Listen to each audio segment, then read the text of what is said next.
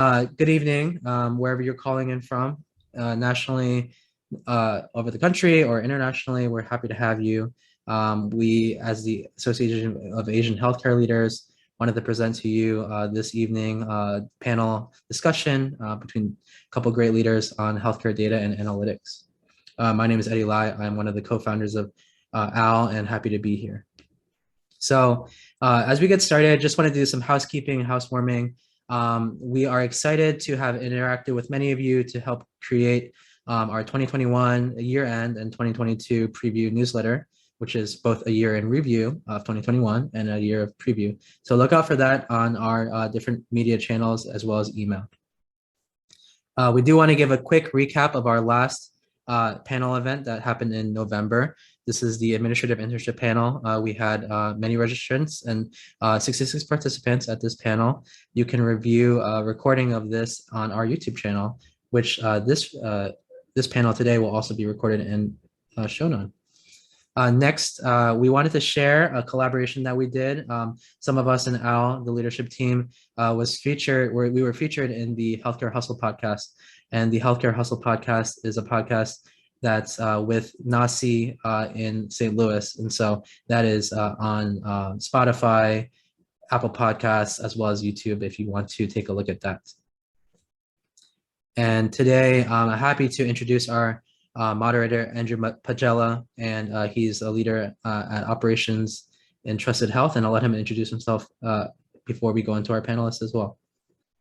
Yeah, thanks, Eddie, for the intro. And keep in mind, everyone, I was like 23 when I took this picture, so this is what I look like today. I'm honored to be moderating the panel, and just by way of background, and just to give you like a quick introduction into who I am. I'm Andrew Pajela. I've been in healthcare IT my whole career. Started out at working at a couple of revenue cycle management companies called Conifer, Cedar, and Uda, but am now working in the nursing space where at Trusted, where we enable health systems to take their workforce and optimize it throughout their multiple campuses. Again, I'm really excited to be here, but we're really here to hear from Dr. Chung and Grace, so I'll kick it over to them to go through their introductions.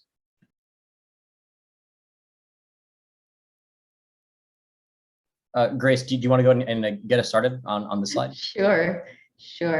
Hi, I'm Grace Garcia. My role, I am a National VP of Clinical Informatics and Innovation at VillageMD. I'm located in Chicago, Illinois, and I'm also a registered nurse. So we can talk more about my journey as the panel continues, and I'm going to kick it off to Dr. Chung. Hello, everyone. It's a pleasure to be here. Great to connect with people from across the country. I'm a practicing radiation oncologist, and I recently took this position as a vice president and chief data officer at MD Anderson Cancer Center in October of this past year. Did a lot of data work over the number of years in the imaging space. I do a lot of quantitative imaging research, and that kind of led me to start thinking about quantitative measurement and how it influences downstream interpretation of data, and that led to sort of revealing all the uncertainties in the data, and that kind of drove my passion here. So I'm really looking forward to talking about different paths and career paths, and I've met a lot of different administrative fellows, as many of you are out there, as well as informatics leaders in the institution. It's great to connect. Awesome. Thank you, Grace. Thank you, Dr. Chung, for those introductions. And before I jump into some of the questions that the group put together, I just wanted to point out, if anybody that's attending has any questions, feel free to send them over. I believe there's a Q&A function built into Zoom. Feel free to send them over. We'll address them towards the end of this call. We have dedicated most of the call, I think, to answering and triaging anything that anybody's asking. But just wanted to point that out before we jump into it. So yeah, I mean, let's jump in. So we've prepared a couple of questions that I think will help give the audience a look and to Dr. Chung and to Grace's career. One of the things I wanted to start off this conversation with was our career journeys. I think everyone is always curious about how someone went from 0 to 1 in their respective journeys. Dr. Chung, I know you touched on it a little bit in your introduction, but radiation oncology to data analyst, data scientist. I think I'd love to know more about your journey. Notably, like what made you consider healthcare initially, and how you made the jump from clinician to technology leader at MD Anderson. Sure. So my journey into healthcare sounds very cliche, but actually I've wanted to become a physician ever since I was very young. My grandmother, so my parents came over from Korea. My parents were working multiple jobs to make ends meet. And so my grandmother actually helped raise me, and she got very ill when I was quite young. And I was motivated to go into healthcare to actually help cure her, and then eventually help others like her. It's kind of sad to say that, that didn't end up quite the way it was. She passed away in my year that I was graduating from medical school, but I think that kind of like that sort of ignited the fire around healthcare for me, and that's kind of where I got started my career journey in terms of healthcare. I've always been a bit of a tech geek, so I guess how did I get into technology, and why did I go into radiation oncology? It was the perfect marriage of physics and technology with healthcare all in one field, which was actually sort of a great balance. I can see other Radonc fans out in the chat line there. And so I think that's kind of where it came, my sort of tech bonding happened. In terms of the data space, like I said, I started my journey through quantitative imaging, starting to look at how do you personalize treatment and personalize cancer care using data, and focusing on imaging at first and starting to understand all the variabilities in how we actually capture imaging information. And as I start to tease down, trying to standardize, I've been on national consortia and associations trying to standardize that image collection. I started to realize that all data collection through healthcare needed more standardization. And that started opening up my eyes of how do you actually integrate all of this? And the fact that we started to realize that interoperability, even if you were to standardize, data doesn't flow very easily from one system to another. And if we really want to aspire to do the sexy things in research and really doing the cutting edge pieces, I realized that we had to work from the foundations and ground up, and that if we don't actually generate good data, all the fancy analytics downstream will only get you so far. And that's sort of where my real passion started to lie of, if we really want to make an impact in clinical medicine and clinical care, we really need to start from the ground up and start to reorient people. And so in my role as chief data officer, I started to, I was working with various data teams from across the organization before I took this role on. And it was really encouraging to see that crosstalk and alignment of really building out those data pipelines to improve that data flow. If you want to say you want to practice data-driven medicine, everyone says the terms, but what does that really mean? And if we really want to make that impact, we have to make that leap, and that it costs certain amount of investment and dedicated sort of passion and motivation across the institution. And so as I took on this role, I think that the biggest pieces was that trying to harmonize and standardize data flow in order to enable that research. With my researcher hat on, with my clinician hat on, I think I brought some interesting perspectives and we're able to connect with the people in the different areas. And so, I think I'm just starting out on this journey and officially in this role, but I think that I've been walking that journey towards this goal for quite some time. Absolutely. Thank you so much for that overview. And, I love how you said you have to get like the basic things right in order to do the fancy things. I think in a lot of cases we've seen health systems or just healthcare in general, like sort of move towards the shiny ball, like the IBM Watson, and not get much value out of it because like the core processes weren't built. So, have a lot of respect and excitement about that. So I think following the theme of clinician to data scientist or, head of technology, Grace, similar background. I think RN by training, now in a VP of clinical innovation role at VillageMD. I'd love to understand, your background from, the bedside to, I guess, like Excel. I know I'm like Sure. discounting it a ton, but. Yeah, so not similar to Dr. Chung. I was really not wanting to be a nurse.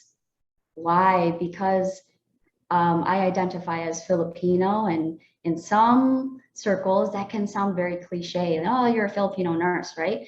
But on top of that, what I was hearing, and this was back when I was like, I don't know, less than 10 years old. It's like my family had been preparing me to be a doctor or a nurse because a lot of my family is in healthcare. I was hearing a lot of different things, data about what that day in the life of a nurse or a doctor is like. It's very stressful. There's a lot of needs that aren't met from the patient, a lot of needs that aren't met from the clinicians that take care of patients, a lot of, conversations with administration that might not come to fruition, like what Dr. Chung was saying, we talk about data-driven strategies, but are we really acting on that data, or are we listening to a lot of noise and just kind of going with that?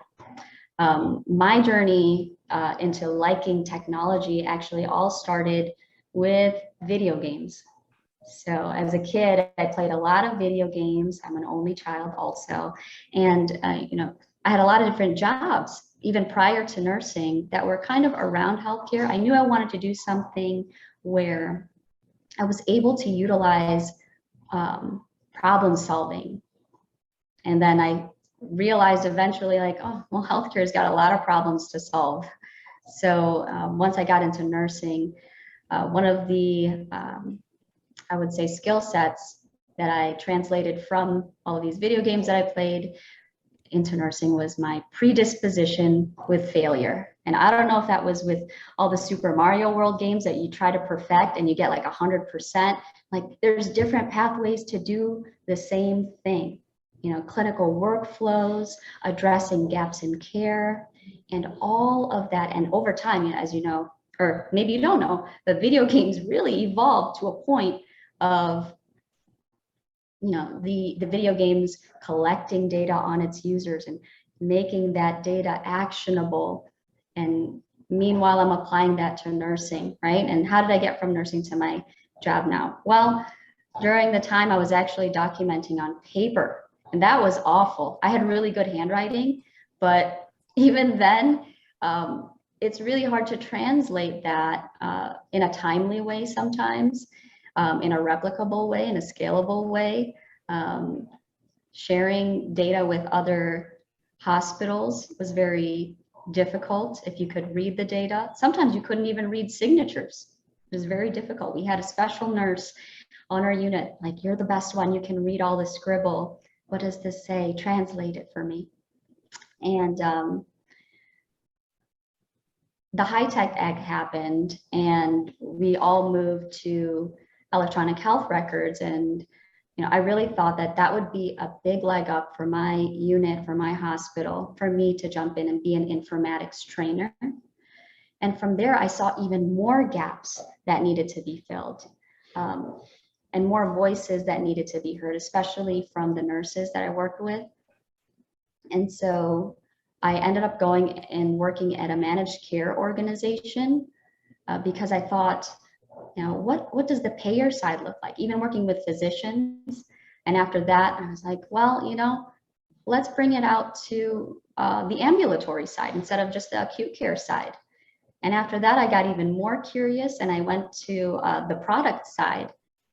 And then now, I'm working at VillageMD as the VP of Clinical Informatics and Innovation, getting to do and apply a lot of the things that I've learned from my other positions. And it's been really, a great journey.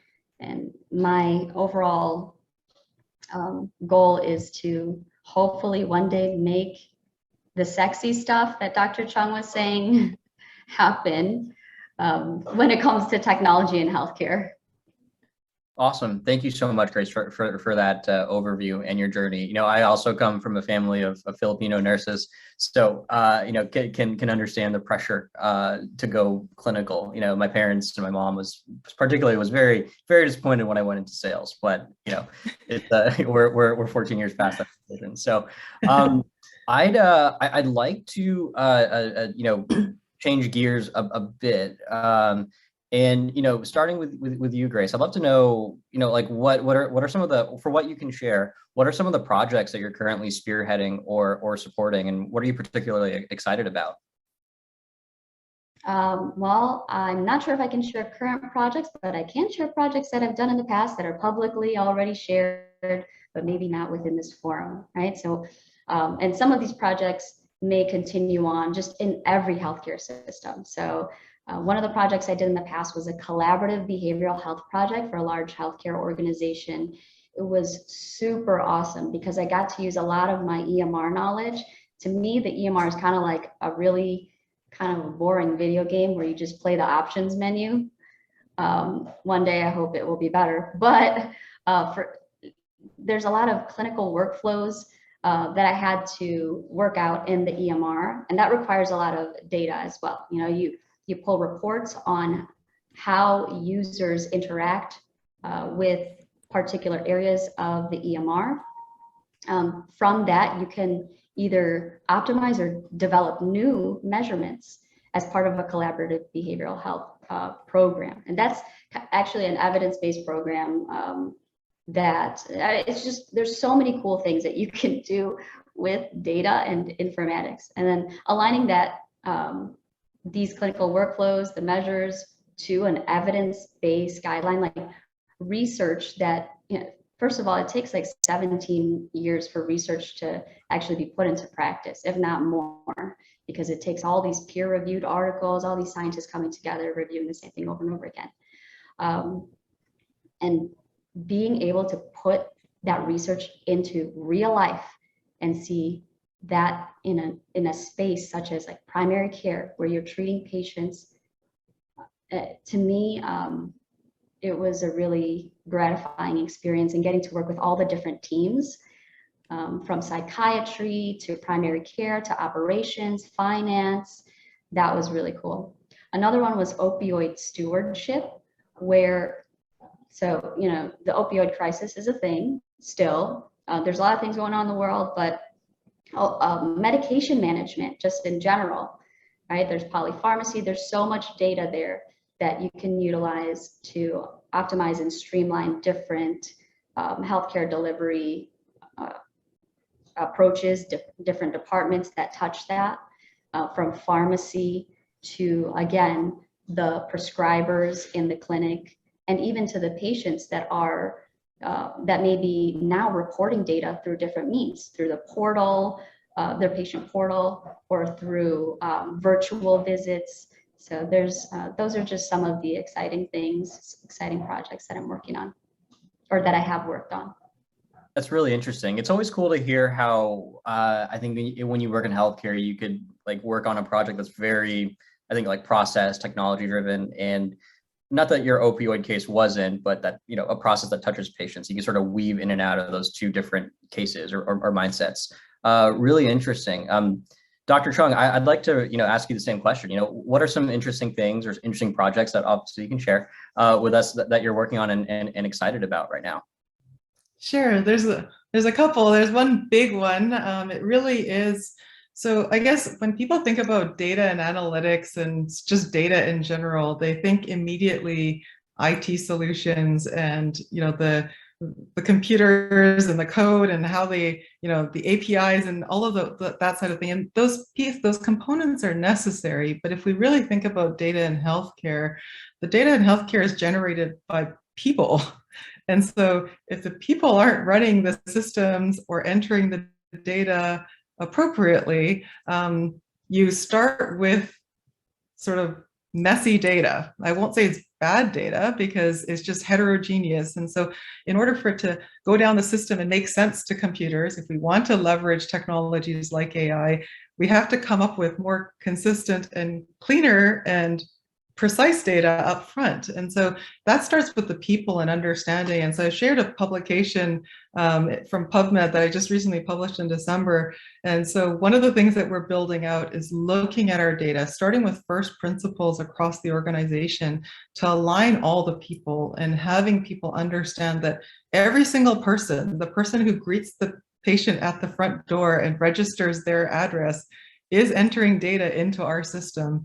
And everyone is a stakeholder as well as a steward of that data, and starting to look at data in context and making sure that we understand that at any point in time, our observations are only as good as we have the information around us. And it's not to make that you're right or wrong. If we take it from a scientific lens, if we're just taking that data point within that context, it could be completely right within that context, completely wrong looking back. And it's always, hindsight's always 20/20, but appreciating that context.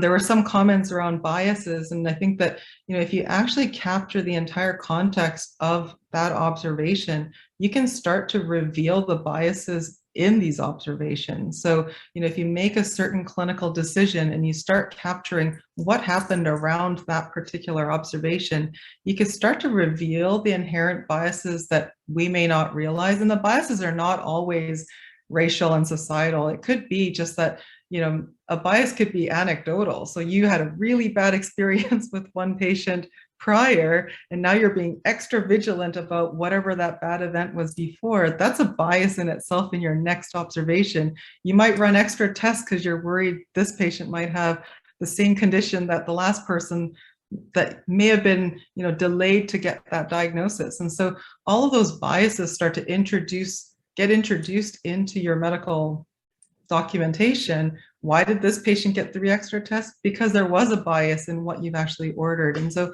starting to appreciate how that data is entered is sort of what we're building. We're building out we've called it trying to keep the data in context. We're building out what we call our context engine, but it's all the people and the processes and standardizing those processes, capturing the granular steps in those processes. And only through that granular capture can you start to look for opportunities to automate and scale up that higher quality data production. I think the era of big data has somewhat come and gone. I think people realize that just bigger data, if it's noisy data, is just not necessarily going to answer all of our questions. We need to get more high quality data. And so how do you capture that high quality data? You have to engage everybody. One other initiative that we're working on, which is sort of aligned, but more in the imaging space and the cancer space, if we think about how we actually measure whether patients respond or don't respond to treatment, we make clinical decisions. Today, in this day and age, we largely rely on imaging, right? And so if you think about how images are captured across all the hospitals, the protocols are different, the machines are different, the techs are doing different things, patients are being set up slightly different ways. And so if you have one patient and they are going to multiple places to get their imaging done, sometimes we can see their tumors grow and shrink just because of where they've been, what location they've been imaged at. Again, this is that metadata pieces. The location of where they've gotten their image is a metadata point of where they were imaged and what scanner they were on. And so we're starting to capture how do we standardize and how do we appropriately harmonize and calibrate across all of these clinical settings so we can actually really interpret how to make the decisions for our patients. And so that's called Tumor Measurement Initiative. It's called TMI for short, and everyone kind of has a real laugh about that. But I think it is TMI because sometimes we're missing the point because we have a whole bunch of information from our images, and then we boil it down to 200 words on a page that may or may not capture the nuances of why we're seeing these changes. And so those are a couple initiatives that I'm very excited about that I think hopefully, again, will really make a clinical impact, start to really change how we actually practice data-driven medicine. That's really, really interesting. And it is true. I think in and outside of healthcare, throughout the entire economy, too much data can be a thing, and tracking variance in the data it certainly can, certainly impact and lead to incorrect conclusions. So really excited for you. Excited to see, how MD Anderson continues to be at the very, very top of its peer group through these initiatives.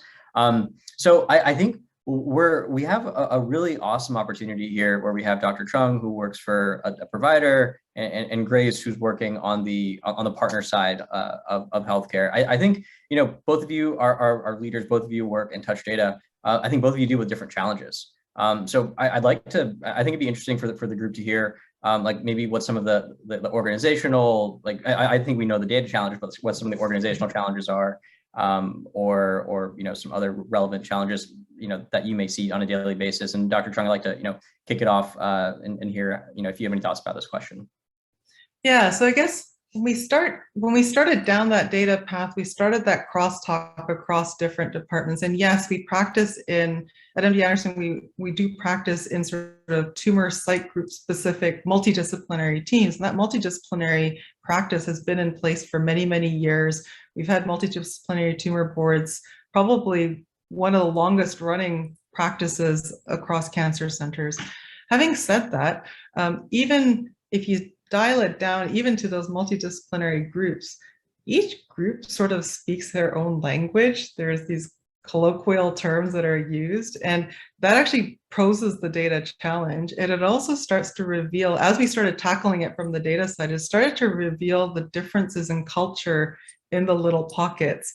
And so if we're trying to work now as an entire organization, and then when you think about practicing in collaboration with yet another organization, you're kind of going from cities, towns inside a state to across the country. And those little culture pockets are sort of one of the biggest challenges, I think. And I think that there are little nuanced practice differences across those different groups as well. And so I think starting to stimulate that crosstalk is really helping us, not necessarily forcing everyone to do the same thing, but to understand where the differences are. And hopefully that'll actually reveal where there can be confusion from a patient, right? They're going from system to system. Things are different in each of the systems. And so really making it a patient-centered discussion of, yes, there are going to be nuanced differences. There could be completely rational reasons why those differences are in play, but being able to talk about it openly and realize where those differences are and how we actually may describe things differently, or the same word can mean different things in different settings. I think that communication barrier is slowly being overcome from the data space in many ways, because in that data space literally is a global village, the Internet of Things in many ways. So I think that actually reveals the little differences that are just, some of it's so nuanced, and the nuanced ones are actually more difficult because they kind of go under the radar, right? So if you have gross differences, people will notice it and will talk about it. But when they're so subtle and you make assumptions, that's when mistakes can happen. So I think that, those are the pieces that have been really helpful for us to have that conversation. When you say a word and I say a word, we mean kind of the same things, then conversationally you think you mean the same thing, but you actually mean something different. That's when mistakes can happen, because you're making assumptions that you're all meaning the same thing. And you may be acting very differently because your intention was different. And so revealing those nuanced differences, I think, will really improve patient care overall. Yeah, no, it's a really, really good point. Like how semantics, I think, play a role in like miscommunication. Like the word provider, or the term provider, has been used differently at every company I've ever worked for. Yes, causes a lot of headache. And so I'm curious, Grace, if you have, if you're facing similar challenges, or if the challenge may have a different flavor at VillageMD, or just in your role. Yeah, I definitely think language is something that is translatable across all spectrums, right? So when you're talking about language in technology and in reporting, there's people who know SQL, people who know Python, who know R, who do this, who do that. There's also different languages in healthcare, like these abbreviations, TMI, right? Or a TBI, or anything else, all of these. In healthcare, there's a ton of abbreviations. And when you translate that, if you're talking to operations, operations leaders might not understand what you're talking about when everything is abbreviated. Technologists, analysts might not know what you're talking about. So there needs to be a point where you really check your assumptions. So that's a big challenge that I think is everywhere. Also, putting together all the pieces of the puzzle, within a limited time frame. Healthcare, most of the time, needs to be pretty timely, and sometimes there's something that you realize is a bug or a flaw in a process or a program that can really deter you from acting. Sometimes you forget that you become so dependent on technology that you forget how to act clinically right? Those critical thinking skills, like, okay, wait, let's just treat the patient. Another thing is when, so VillageMD is a primary care provider. Also, we have, you know, a lot of practices all over the United States now. And when we move to a different location, one, language, that, you know, that's a thing again. That dependency on technology for rolling out, that's another challenge. And then the adoption of technology at different levels. So there may be a few really great clinicians that are so good at the EMR, but the rest of the clinicians or those at the practice might be at a different level. They may have different needs. So really providing them not just, you know, training and information and that same language, but also sometimes it comes down to accessibility. It's end user design and experience as well. And those are things that you can use and, you know, take surveys on, get data, so that when you are implementing technology, you're able to do it in a way that there's just increased adoption. Something as simple as, you know, if you give laptops to someone who is not really familiar with using that mouse pad, and so that person could be the smartest, savviest person, but for some reason can't use a mouse pad, and all you needed to do was give them a mouse the whole time, you may have totally missed out on that opportunity to engage that person when you needed to, when they're in front of you. Yeah, you know, I think it's a similar and a really equally really good point about how sometimes we make assumptions about like this really shiny piece of technology without really considering the baseline needs. For example, like maybe 4 or 5 years ago, there were a ton of Medicaid ACO technology geared towards Medicaid patients, like where they basically would give them iPhones, but forgot the sense that, you know, a Medicaid patient may not have a consistent data connection or consistent access to a laptop or a cell phone. So it's things like that. I think as leaders, as people who are working in innovation and in technology, need to consider like the fuller picture of a, you know, potential outcome.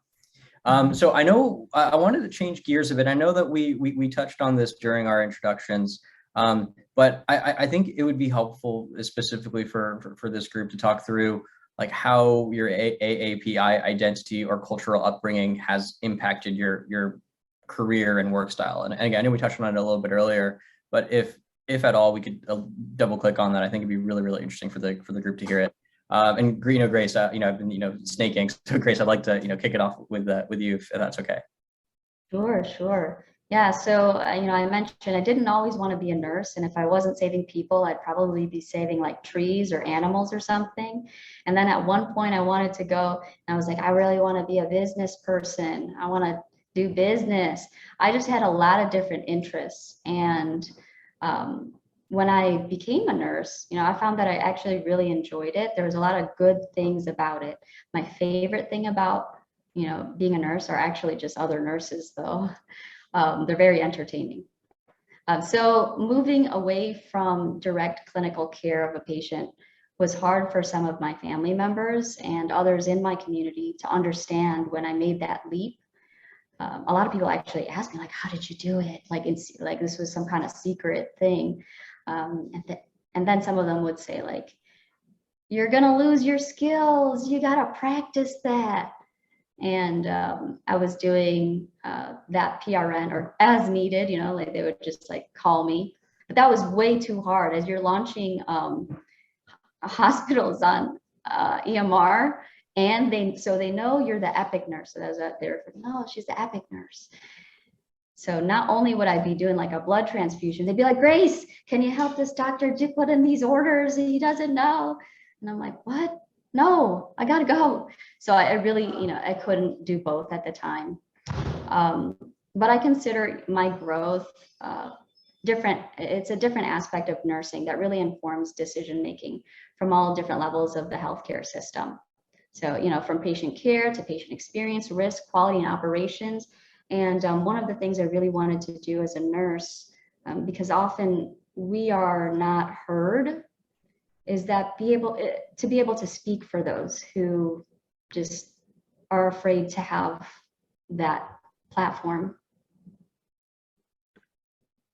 Yeah, absolutely. Like I can well, I can't relate, but my mother is a nurse, and I've been around her experience as a nurse for as long as I've been alive. And like, I think for me, it's her work ethic and experiencing it secondhand has certainly informed how I approach work. Like, I'm super lucky that I I will never be a good treater of patients. That's just not within my realm of skill set, but I always, approach what I do with thoughtfulness and professionalism and courtesy. So thank you so much for sharing that with us, Grace. Dr. Chung, I'd love to, see if you have anything else to add to your earlier introduction or to what Grace said about, your background and how it's impacted your work style or work ethic, et cetera. Yeah, I guess I'm sure it resonates with many people on this call. I would say that my work ethic is to a large part culturally driven, perhaps.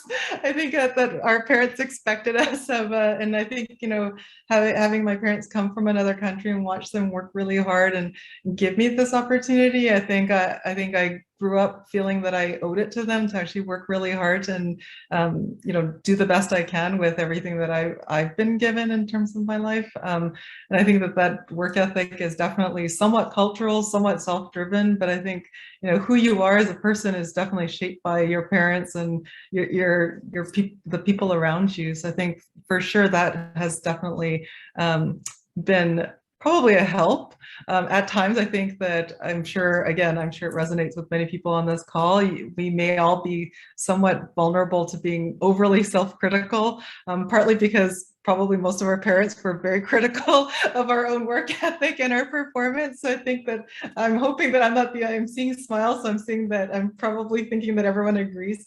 I think that, the struggles that I think many of us can have as Asian professionals is that self-critical nature and being able to find an ability to be satisfied or be feeling like you've reached that next level of achievement. I think that the way that I personally kind of help try to overcome it is really working through that sort of setting certain goals and visions, and they may not be personal aspirations for me. That's just not how I'm wired. But I think that if I set an end goal that I can celebrate with a team, I think that helps me, because then at least the team reminds me to celebrate versus just blowing past that goal line going, okay, well, that's done, check, green check mark, let's move on.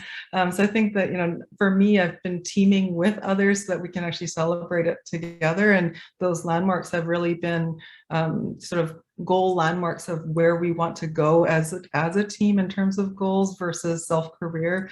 I think that's actually opened up doors that I would not have necessarily planned for myself. I didn't one day, number of years ago say I'm going to be chief data officer somewhere one day. That was certainly not the life plan. So I think that going through that journey really has helped. And so I guess for those of you who do struggle with sort of this self-identity and planning for yourself in terms of that career path, that's one strategy that I've taken to kind of be able to celebrate with others, and then also be able to get past your self-critical nature and just constantly feeling like you just need to do the next thing, which I'm sure many of us kind of inherently have been wired to feel, partly because of culture, partly because of upbringing and family. Yeah. Yeah, no, it's a really, really great point, Dr. Chung. And myself, I feel like if I'm not very organized or goal driven, I then am susceptible to burnout, which I think it goes hand in hand with, yeah, I think, like, this kind of work style. So you just mentioned celebrating with others, being goal oriented, but what are some other mechanisms that you've included in your personal operating model to hedge burnout and just to make sure you're not, making yourself too far on the edge?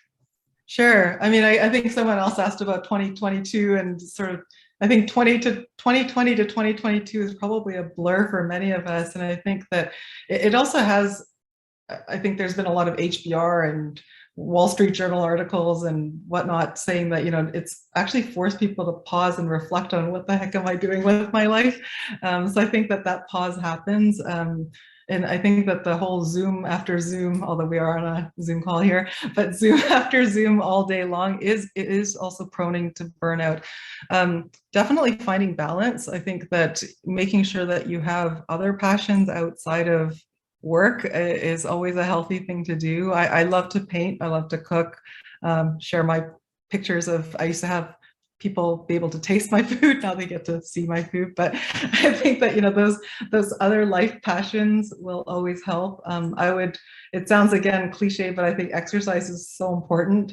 And then I think that, you know, I've kind of within this whole Zoom post-pandemic switch in life in terms of lifestyle, I think that just making sure you have boundaries. So I've actually found, you know, I do work in a certain room in the house, and then given that we all half the time, I'm sure many of us are still doing some of that work from home, you know, that mental separation of being at work versus being at home.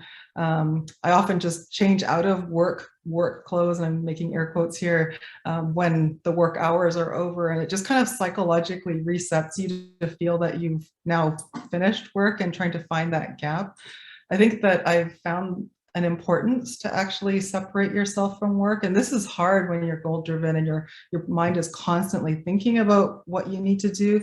But I think starting to appreciate that time that you give yourself just to let your mind wander and reflect allows that creativeness to come. And sometimes the more you practice it, you start to realize there are solutions that come completely from disconnected places. So for me, you know, Saturday morning, I purposely read, but read stuff that I want to read about, completely different topics, and I'll grab a coffee and read about other topics. But you learn from those other topics, whether it's, you know, it could be a fictional book, it could be some other topic that you might be interested in. It could be an HBR article that's completely unrelated to your job, but you're just interested. It could be the New York Times, right? So I think that whatever that is, but just kind of letting your mind kind of clear up and let that happen. And sometimes the connections will come organically, but then it doesn't feel like you're forcing it as work. And I think that's really helped in terms of the burnout. Absolutely. Thank you so much. I do think it's fun to find analogies in other industries and apply it into healthcare. For sure.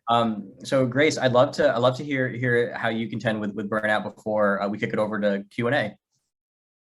Sure. Well, burnout. I mean, when I was working clinical, it was really tough. Luckily, well, it's like luckily, I would work 3 12-hour shifts. And then you can take, you know, a few breaks in between, a few days in between. So that was helpful. And during those days, I would do all of those hobbies that Dr. Chung has been mentioning. Same thing. I used to cook a lot. I garden a lot. Well, I don't know if it's necessarily gardening. I collect plants and cultivate them. Sometimes I turn them into bonsais and style them and do all sorts of things like that. I love animals. I have a dog. I have a bird that is really, my dog is a bird dog, and they play together, meaning that he was used to hunt birds. So, you know, there's training that goes into that. So both of my bird and my dog are very smart. So, and of course, especially because of winter, I play video games. And I also watch different movies or shows that can kind of take me out of that space. So going into like more of a virtual world, also during winter, I will do more of that than in other warmer weather months where I would exercise and go out. But yeah, like sometimes you just got to get your head out of that whole workspace. And to do that, I will watch like a crazy Netflix show, like The Tinder Swindler. Something like that, you know, watch it. It's good. Also, don't F with cats. Yeah, see, need to watch that. Yeah, it's the same maker. Do it. Another one, I recently, well, not recently, in the past year, I gave in and got a Switch. And I've played video games. I built my own computer, and I have like a large collection of Steam games, PC games. But anyway, I got a Switch because I started flying and in this role to different states, and I don't know what it is, mask or no mask, people want to talk to me all the time, but I don't want to talk on a plane sometimes for that long, to be honest. Of course. And what's made me less approachable is actually having a Nintendo Switch with me. I don't know why. Maybe they think like, oh, she's so engaged in this thing. But I was playing Breath of the Wild.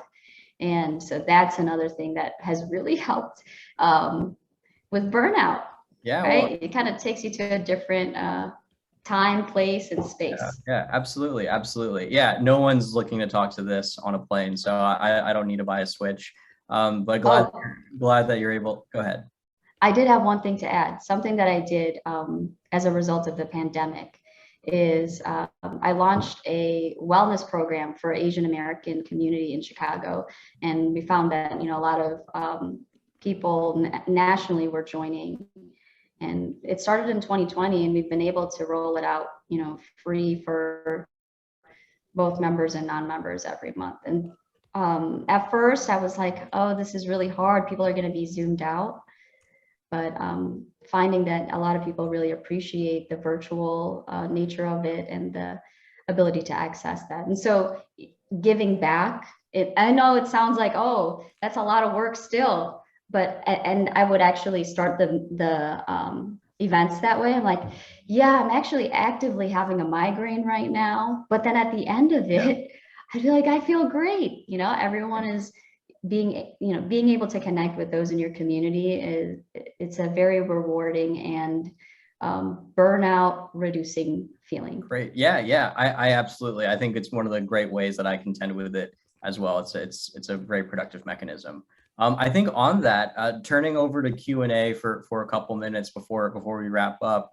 One of the big trends that I'm seeing in the live questions and the questions that are submitted during the registration are how to get to where you guys are. I think that's what everyone is really, really interested in. So, Grace, like in a couple of sentences, like what are some like soft skills, or what do you recommend to someone who is looking to get into an analytics role at a provider? Sure. You mentioned soft skills, and by that, I'm going to check assumptions. Are you talking about like speaking, presenting, or? Sorry, I might have just put soft skills in the front of the. I might have put the word soft in front of skills incorrectly. I meant to say skills. Like what kind of skills and what kind of skills? Exactly. Skills that have definitely helped me, or characteristics that have helped me move from one point to this point, is staying very curious and also keeping kindness in mind. And what I mean by that, let's start with curiosity. There's so many things that you can do in data analytics, and data analytics can materialize itself in different ways.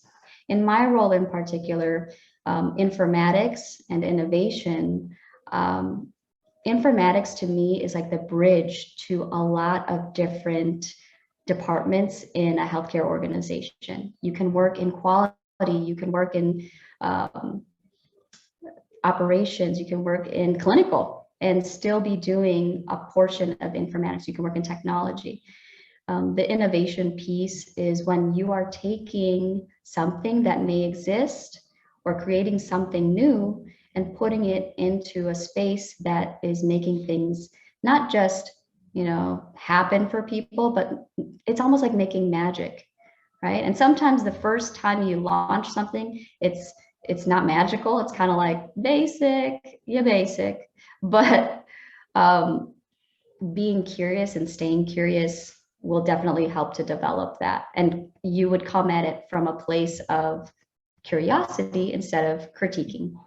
And staying kind, you're gonna face a lot of people telling you that you're wrong. Actually, the scientific method is all about that, right? You have a theory, and then the whole point is basically, let's prove this theory wrong.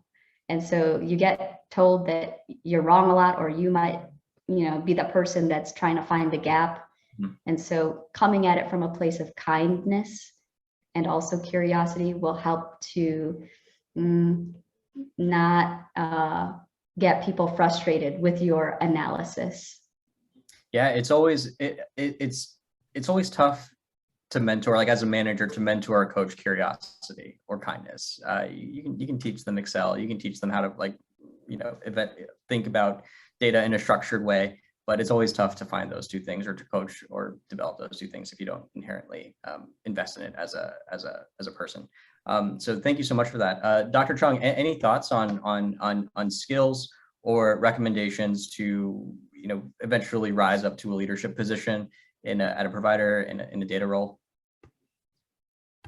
I would say that, as you say, the technical skills are things you can invest time in and learn about, and you can learn to code if that's what you want to do and you want to go into analytics. You can learn more about informatics and learn the structures of data, et cetera. And those are things you can take in courses. I think, as you say, soft skills, or I would say, leadership skills, I think the piece that really is challenging in the data world is really communication, and being able to communicate at a level to level that, because at the end of the day, if you want to engage people to be motivated to work with you in that data space, the first question they're really, whether they voice it or not, thinking in their head is, what's in it for me, right? So if what's in it for me to the patient is, to the physician is like, you need to click 1,000 more buttons, you're very unlikely to motivate that physician to do it. They need to know the why.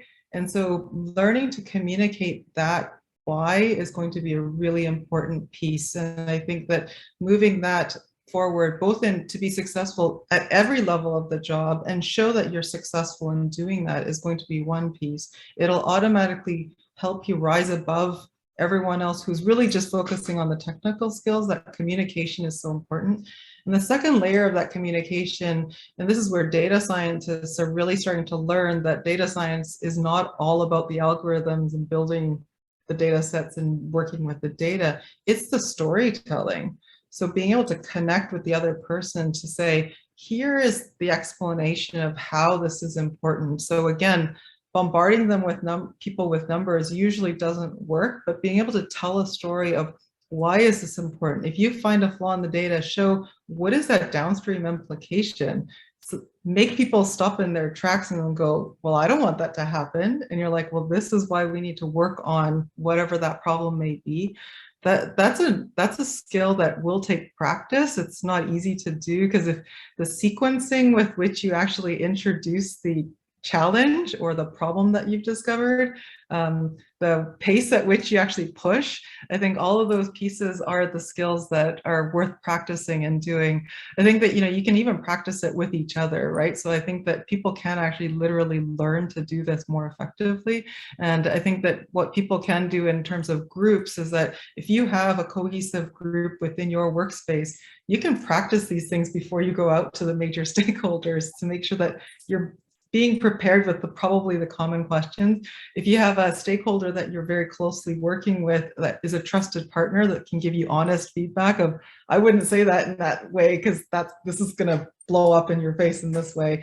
I think having that honest sort of sounding board is always helpful. So I think those are sort of pieces that I would recommend considering as you want to move up in the career.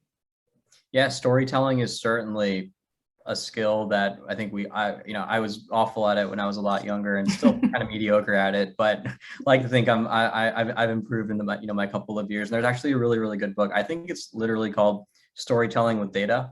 Yes. It's a really great book that helps digest like what kinds of graphs to use in certain situations. So I echo that. Another question we have, this is super tactical, but I think a relevant question for Grace. What coding language is best for healthcare data analytics? And any thoughts or recommendations?